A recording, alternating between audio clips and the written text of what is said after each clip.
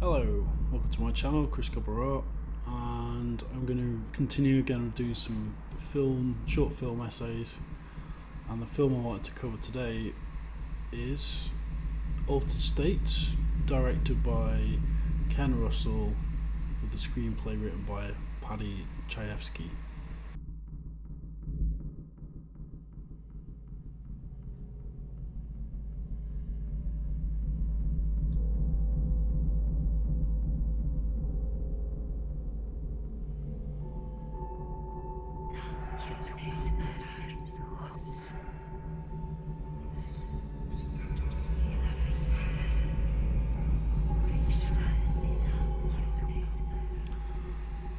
So this vlog will be split into two parts. The first part I'll just talk about my own thoughts on the film, how I discovered the film, and my personal experience when watching it, the film.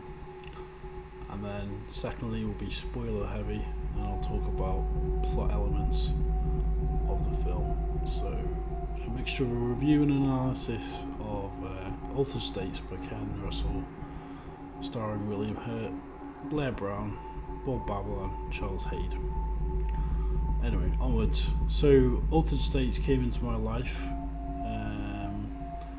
when I was, I think, about 20 years old. It was one of those films that I discovered from just seeing the DVD cover, which I found just instantly interesting and prompted some perplexing feelings. I thought, this looks really interesting. Read the back cover, read that it was about a scientist who's conducting psychonaut experiments, and I thought, yeah, this is definitely my cup of tea.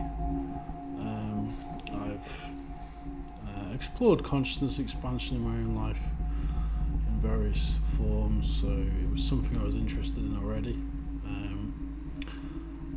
And I'd seen, I think at that point, I was aware of the film The Devils by Ken Russell, which is one of his best known films. Quite controversial, definitely The Devils. It's considered blasphemous, I suppose, in some respects by some people. But anyway, by the way, Ken Russell, of course, is a very iconoclastic filmmaker, director. And I was a fan of The Devils, which I'd seen previously, so I thought I'd give this a shot. It's a very, it's a classic, really, psychedelic drama that explores the implications and the potential downsides of consciousness expansion, psychedelic experimentations. In this case, the film starts with an iconic scene, which I'll show a bit of, which shows the lead character in a flotation tank. Now, flotation tanks were like isolation tanks. There's a lot of this sort of experimenting going on in the 70s, and the somewhat mentally unstable academic at the centre of the story is experimenting with the effects of being in an isolation tank.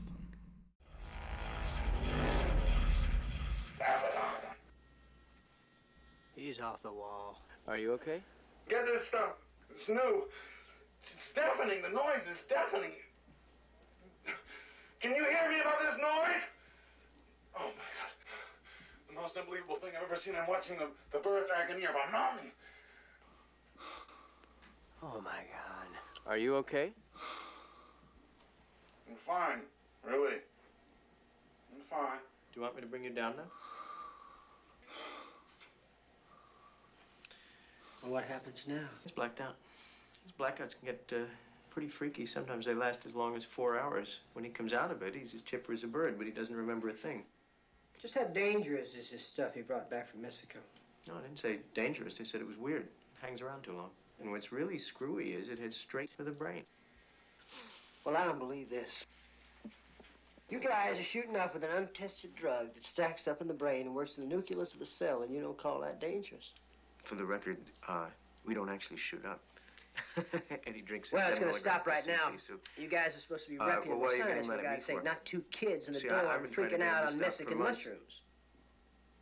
Well, why do you think I called you for? Let's see you stop him.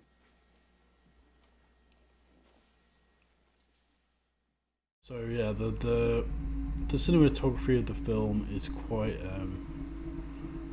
obviously it veers between the real and the imagined in this sort of psychedelic world that Edward Jessup, who is studying schizophrenia and the effects of mental illness and religious ecstasy and all this sort of thing, and severe mental illness, and it's a classic story of a scientist's hubris, I suppose, of how he's trying to, almost like a Frankenstein type. He's got this arrogance and this. He's brilliant, but he's also very driven in his quest to discover the truth in a sort of Icarus style, I guess, right? And then he meets a woman called Emily, whom he forms a relationship with, and we learn a little bit about his traumatic past.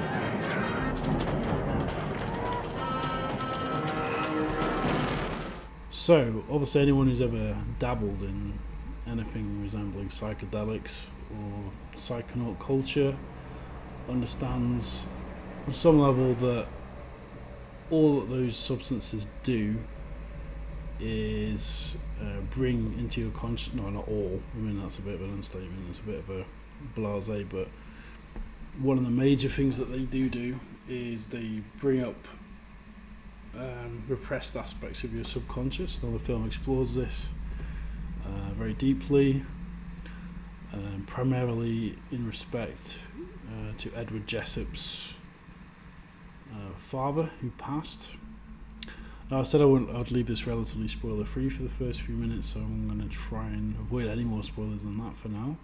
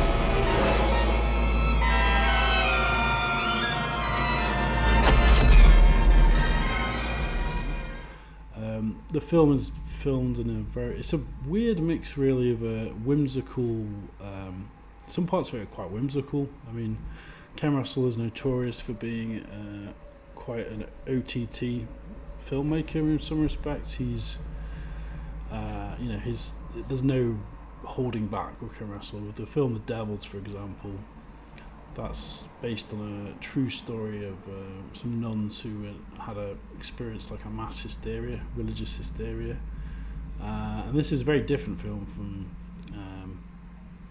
The Devils. It's much more cerebral. It's much more based around ideas, and I think Paddy Chayefsky did a good job with because this is based on a novel by Paddy Chayefsky, and it is an interesting story, but it does have an element of the absurd as well. I'll touch on that in the second part of the video, but there is an element of the absurd certainly in the events that take place, to say the least. But yeah, it's like an interesting collection of ideas, really. It's like a collage of ideas about mental illness, madness, shamanic rituals, someone pushing themselves to the boundaries of understanding, and there's many dialogues which I'll play an example of here which explore that theme.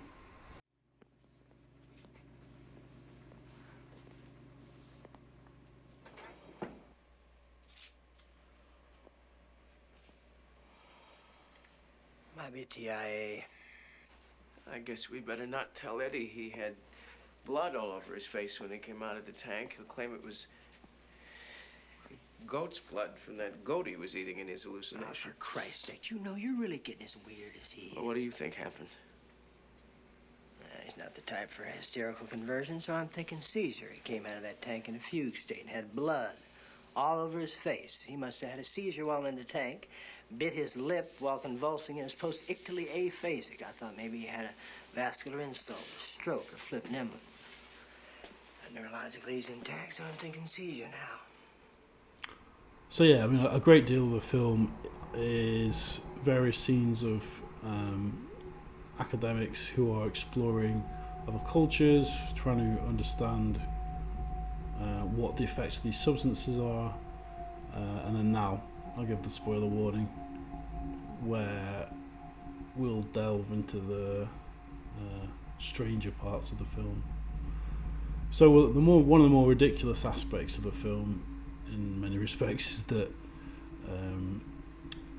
Jessup, the main character, literally turns into a monkey. So he starts to affect his own biology when he's going on these mushroom trips. So basically, he goes on this shamanic ritual, so keeping on exploring these, using these mushrooms.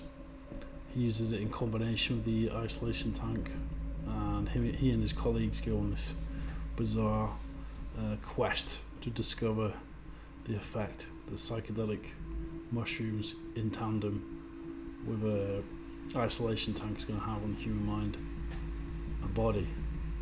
Now, this leads to what I think is one of the funniest scenes in the film, for a film that isn't really a humorous film.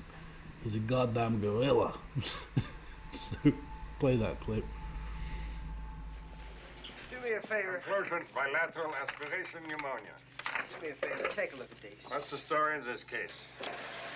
35-year-old white male, acute onset of aphasia, no history of trauma.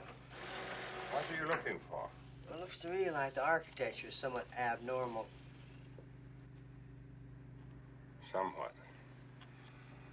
This guy's a fucking gorilla. But yeah, like that. So that aspect of the film is quite bizarre. Basically, he starts regressing into a proto-human, which and it actually happens in reality. So like he has this trip, but and he's regressing into a previous form of a human being, but it actually has an effect on external reality, and that's a major theme of the film, is that he's tripping, but then somehow that trip also transforms him externally in the external world into an actual ape man, like a Homo erectus or something, which is a pretty bizarre journey to go on. Obviously, there's a romance aspect of as well. Look, this is the spoiler part, obviously. Sylvia just told me you're getting a divorce. Well, we're getting separated anyway. We probably won't get around to the divorce until next year. Well, look, I mean, I know it's none of my business, but why? You're married to one of the great women of the world who adores you. My God, if anybody has it made, you have. You're a respected and admired figure, a full professor on the faculty of the Harvard Medical School. God's sake, Arthur, is that how you imagine me? A respected and admired figure?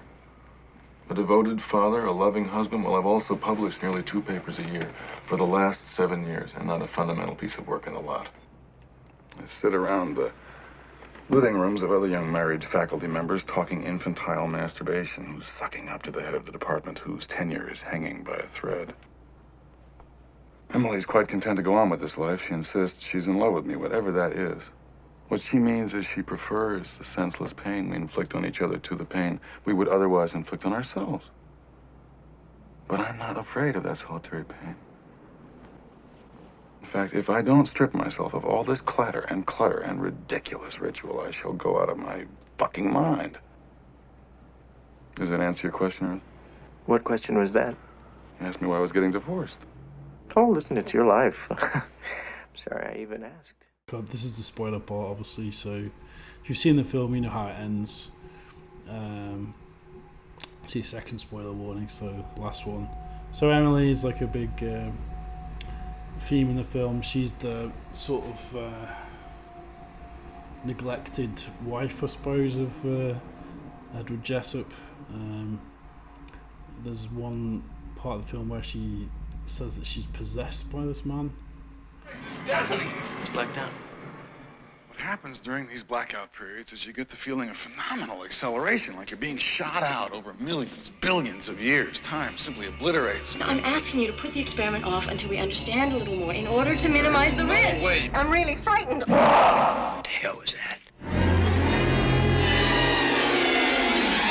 We could be screwing around with this whole genetic structure now. And if you spoiler alert, the ending is basically love saves the day.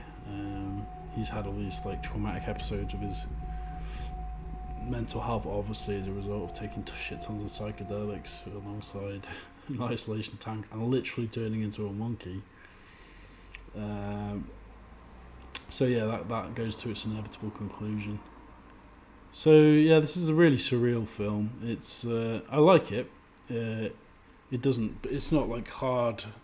I wouldn't even say it's a hard science film. I think it's more of a horror, psychological horror film, really.